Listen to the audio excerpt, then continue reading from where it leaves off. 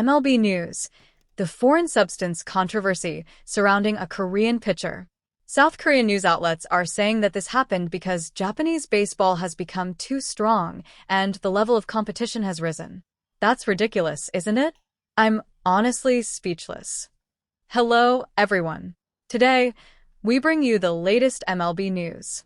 The issue currently causing major controversy in Major League Baseball is the foreign substance controversy surrounding a pitcher from South Korea. First, let's briefly introduce this player. The pitcher once recorded 139 saves in the Korean Professional Baseball League with LG and was considered one of the league's elite closers. He was a relief pitcher known for his fastball in the 150-kilometer-per-hour range and had also represented South Korea in international competitions, including the Tokyo Olympics. In 2024, he decided to pursue a challenge in Major League Baseball and moved to the United States. However, he struggled after making the move and spent the following years in the minor leagues. This season, he finally achieved his long-awaited MLB debut with the Twins. However, he failed to produce results and was eventually sent back to the minors. This player has also been involved in controversy in the past. Before the 2023 World Baseball Classic, he was asked about facing Japanese star Shohei Ohtani. At the time, he made comments to the effect that if there was nowhere else to throw, he would hit Ohtani somewhere that would not hurt. The comments were interpreted as suggesting that he would intentionally hit Ohtani and caused widespread controversy. Although he later apologized and explained his remarks, he received heavy criticism from fans in both Japan and South Korea.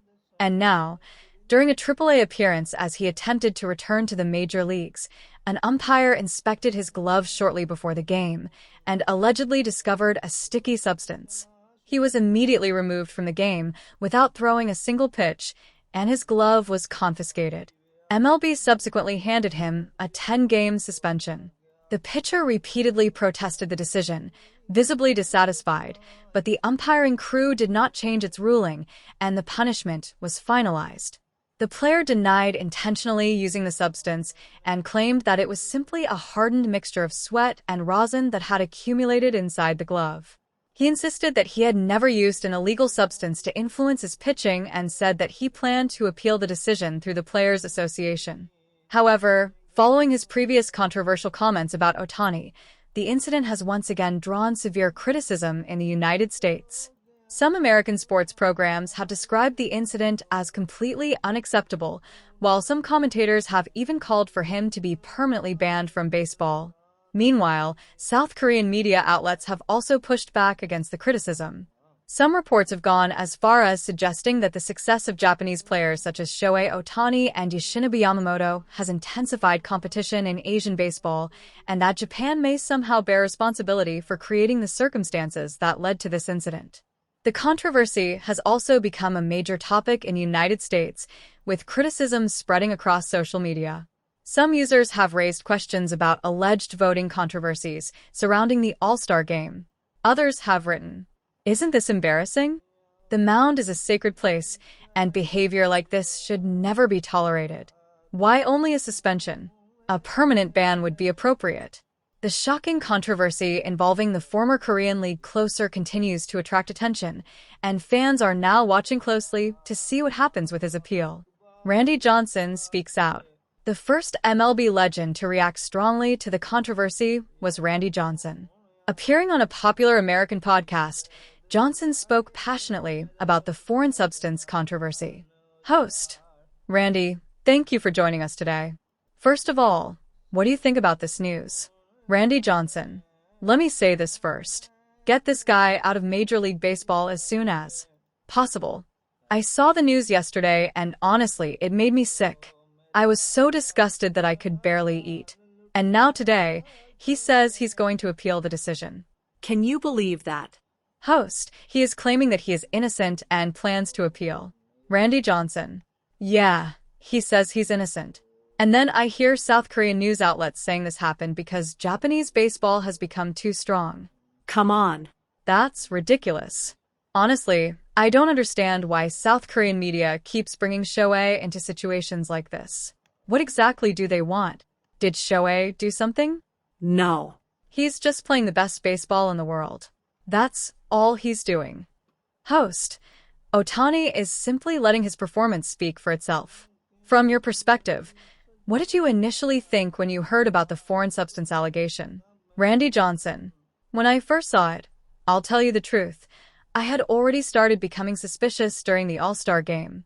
You remember when Kim Ha-sung, who had been sent down to the minors, suddenly moved up the voting rankings amid allegations of irregular voting?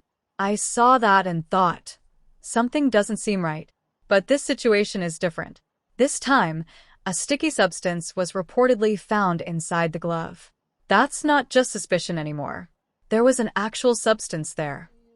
Host: What effect can a sticky substance have on a pitcher? Randy Johnson: That's a good question. As someone who spent his career pitching, I can tell you that even a tiny amount of sticky material on your fingertips can help your fingers grip the seams of the baseball much more firmly. And what happens then? Even if your velocity stays the same, your spin rate can increase dramatically. A fastball can appear to have more life, and breaking pitches can break more sharply. From a hitter's perspective, even if the radar gun says the same velocity, the ball can suddenly move differently as it reaches the plate. That makes it extremely difficult to hit. Plain and simple, that's cheating. Host: So it can make a pitch more difficult to deal with even without increasing velocity? Randy Johnson: Exactly. But a legitimate professional with pride simply wouldn't do it. I defeated hitters with my own arm. That's something I was proud of. What's the satisfaction in striking someone out because you relied on some substance? You're basically lying to yourself. And MLB checks gloves.